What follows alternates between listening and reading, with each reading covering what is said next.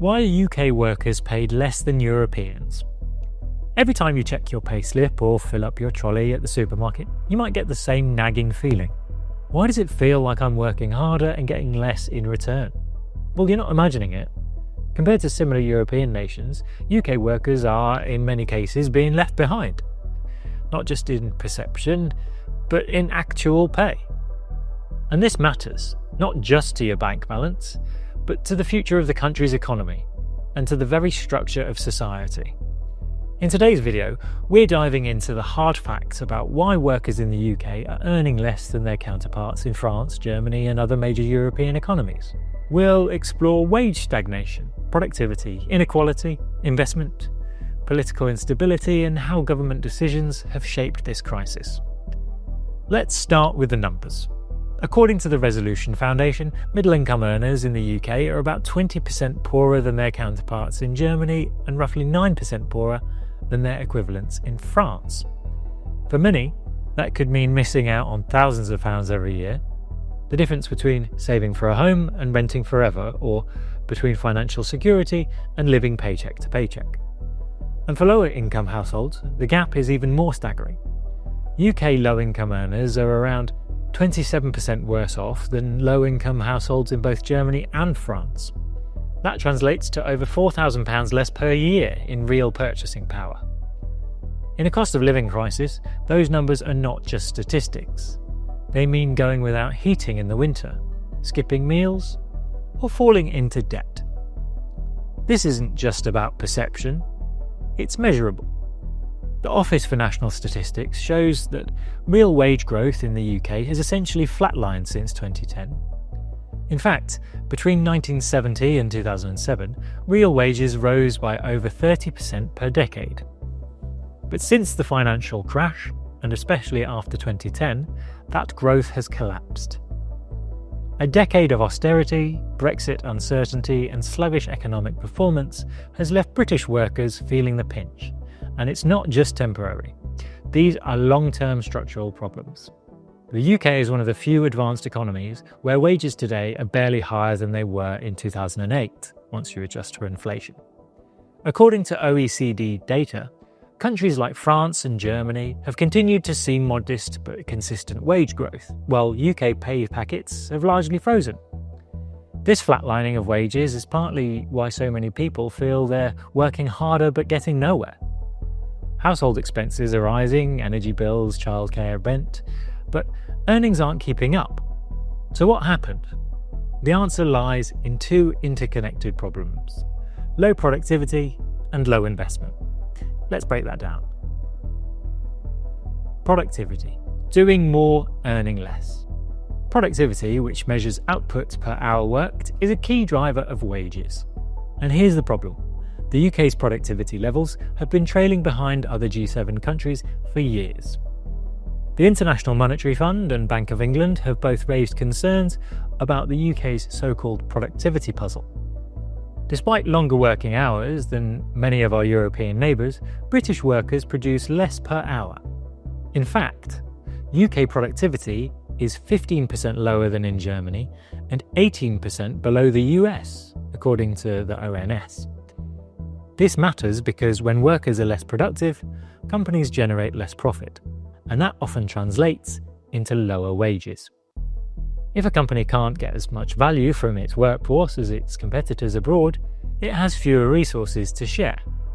It also has less incentive to pay workers more. One big reason behind poor productivity: chronic underinvestment. Fixed investment, spending on things like infrastructure, machinery, and technology, is vital for boosting productivity.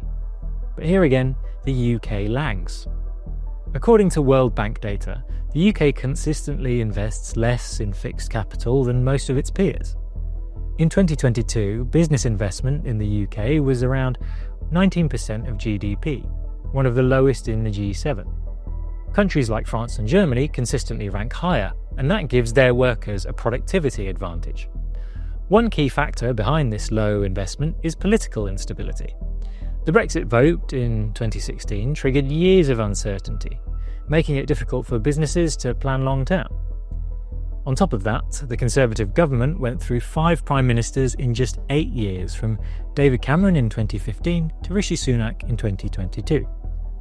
This rapid turnover, combined with shifting tax policies and inconsistent industrial strategies, created political instability that discouraged long-term investment and left investors hesitant.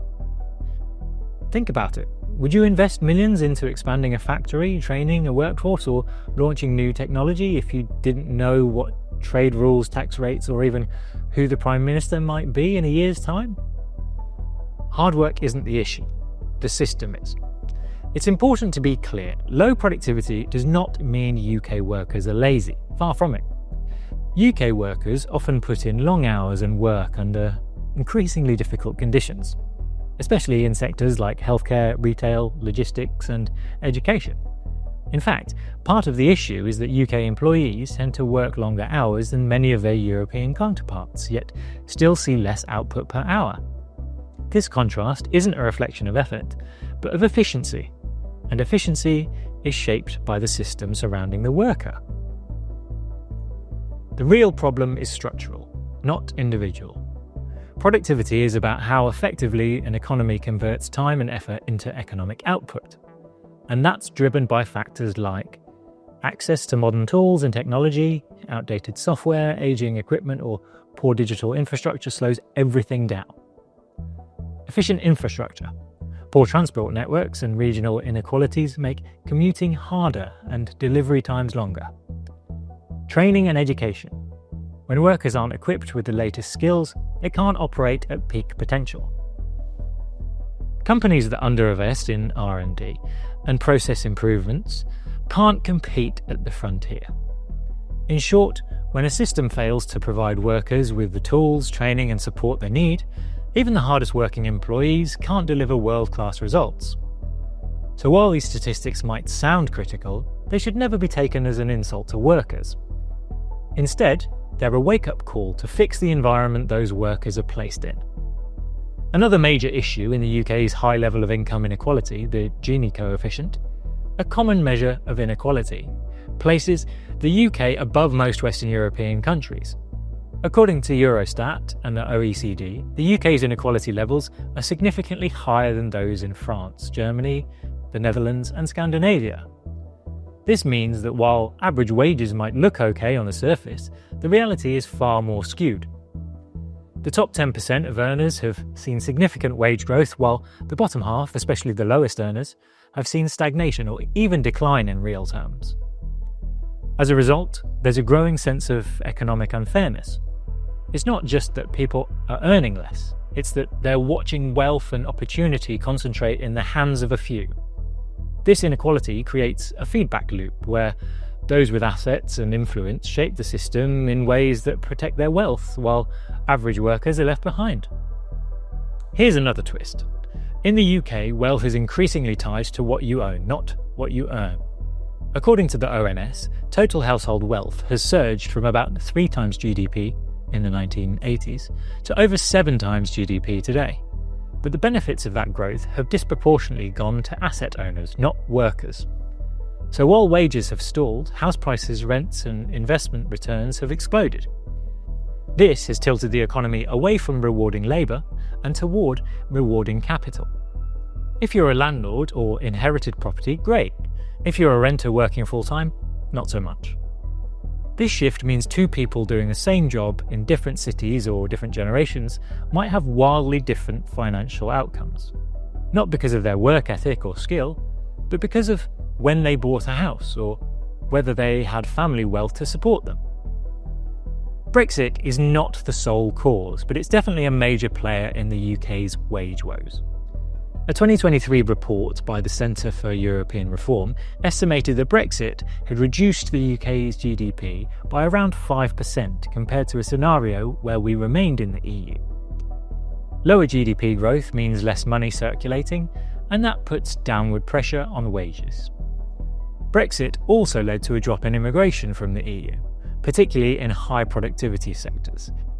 And while some hoped this would push wages up by reducing competition for jobs, the opposite has happened. Labour shortages have increased in key industries, leading to operational disruptions. but not significant wage growth. Moreover, UK firms that relied on trade with the EU now face more paperwork, delays and cost, all of which reduce profits and make expansion more difficult. And again, fewer profits often translate to smaller wage increases or hiring freezes. So what now? Can the UK turn things around? According to the Resolution Foundation and Institute for Fiscal Studies, several policy changes could help. Boost investment.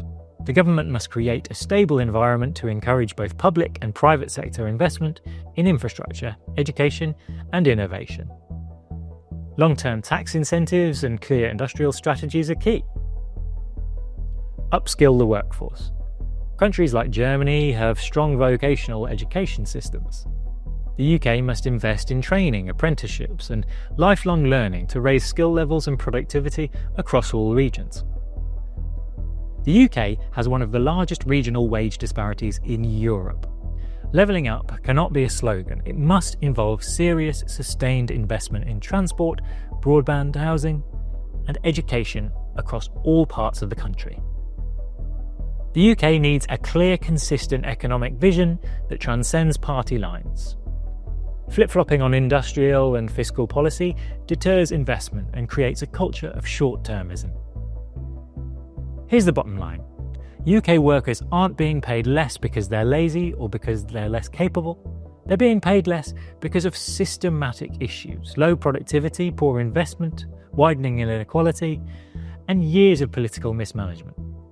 The UK economy isn't broken beyond repair, but it does require courage, clarity, and commitment to fix. Thanks for watching.